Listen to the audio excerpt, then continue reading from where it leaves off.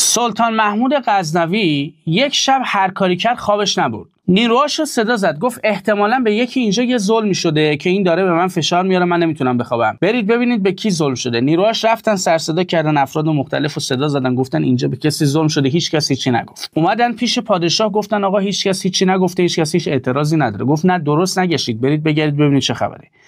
رفتن این ور اون ور تلاش کردن، از همه پرسیدن. یه نفر گفت به من یه ظلمی شده، ولی من به هر کسی نمیگم، فقط به خود پادشاه میگم. رفتن فرد رو بردن پیش پادشاه. پادشاه گفت چی شده، به تو چه ظلمی شده؟ گفت آقا از نیروهای رد بالای شما یه نفر که نمیدونم کیه بلند میشه میاد بر خونه من سیطره پیدا میکنه، هر شب هر کاری که دلش میخواد میکنه، اختیار خانواده من و ناموس من رو داره و به زندگی خودش بعداً میرسه. پادشاه متعجب شد، گفت این بار زمانی که همچین داستانی پیش اومد ما میایم، نیروهای من هستن و تو به ما اطلاع بده به مستین که این اتفاق افتاد، ولی لامپ و نور تو خونه خودت روشن نکن. حالا نور رو من میگم، لامپ اون موقع نبوده.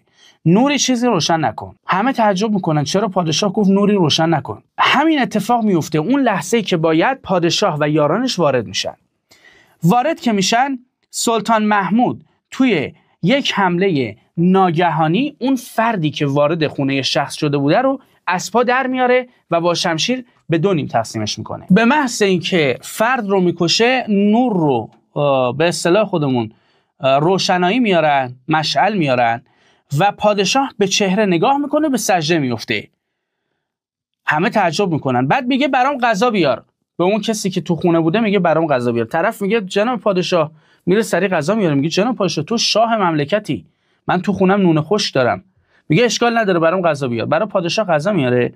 به پادشاه میگه که ببخشید جناب پادشاه، شما نون خشک خونه منی که رعیتم، برای چی میخوای؟ مگه غذای خوب نداری توی کاخت؟ اصلا چرا شما سجده کردی؟